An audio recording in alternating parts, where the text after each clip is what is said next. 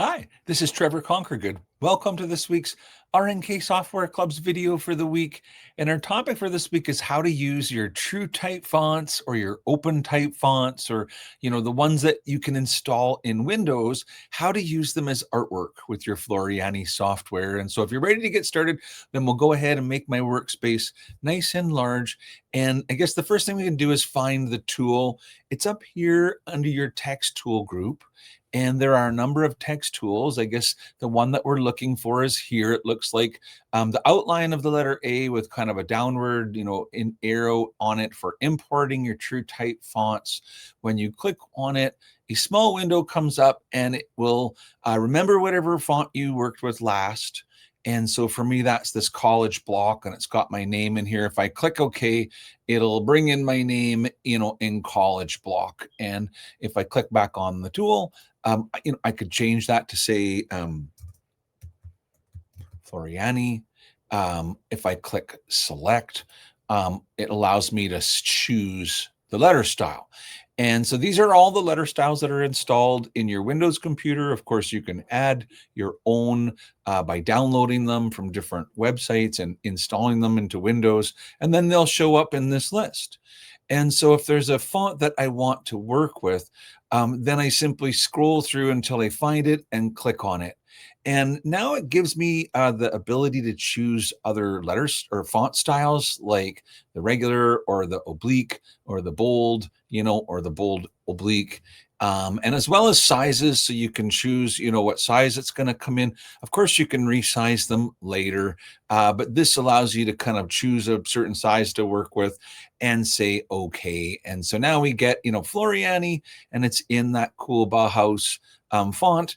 And I think what's cool about this is it's not yet made into embroidery, and it allows us to select each letter and deal with it as a piece of actual artwork, which means you can come to the bottom and click on Run Stitch to make a Run Stitch version of it. Or you could click on, the purple star and make a filled in version, or you could copy and paste and have, a filled in with an outline around it version. And so it becomes a little bit more free for you to create with.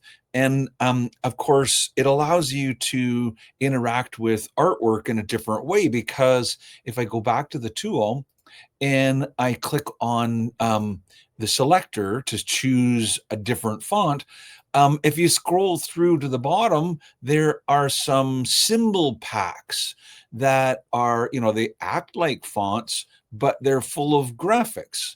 And so if I scroll all the way to the bottom, down, down to the W sort of thing, look, there's Windings, number 2, number 3, Webdings. And these are, I guess, font packs that have little artworks included in them. And so I could choose OK. And, now it has the word Floriani. Now becomes the question, how do you know which symbols you're going to get? And that's kind of the fun of this. So there's multiple ways that we could, I guess, do that. One way would be to use our font play to, kind of experience what are all the fonts available. And the other one would be the Windows character map. So why don't we look at both? With font play, when you click on font play, you have the ability to change, and obviously you can see all of your cool embroidery fonts. But if you choose TrueType up here, now you're able to see all of those fonts that came, with your Windows computer or that you've added. And if I click here to see letters, then that would show me like this font with, from A to Z and all of the characters that are available. So therefore, if I scroll this down to the bottom to find that Webdings or Windings, then I can kind of get a quick look at everything that's included in it. In fact, if you just want to bring it all in, you can say import, and now you have a whole collection of clip art that you could use to create, and make embroidery from. And so today's video was all about using the import TrueType font tool to create artwork and, obviously create embroidery from. And so once again, it's found under your text tool, and it looks like this. And so we hope you enjoyed. Oh, I'd said I would show you another way. And this is really going to be helpful if you have a font that has special characters like the accent and whatnot. So let's look at one last tool that can help with all of this, and it's part of Windows. It's called your Windows character map. And so you'll come, if you have a Windows computer, you'll come to your search ability and start typing in CHA, and by that point you should see the option to find the character map, and go ahead and click on that. And so it opens up a little window that would allow me to choose, Webdings or Windings, or for that matter, any of the fonts that I have. And in here, you can see every character that's available, for that font. And if you want to select one, then you click on it and choose select, and that will bring it on, and you could copy it, to bring it into your workspace. But if you wanted to get at, for example, if there was a font that you had and you needed to get at the special kind of European symbols and characters, then what you want to do is, first of all, select that font, whatever one you want to work with, and then it'll show you all of the options. And so I can come in here and be like, oh, there's that cool letter A that I need, not that one, but maybe that's the one right there. Choose select, and then you're like, I also need the interesting letter E that looks like that. Choose select, and then choose copy.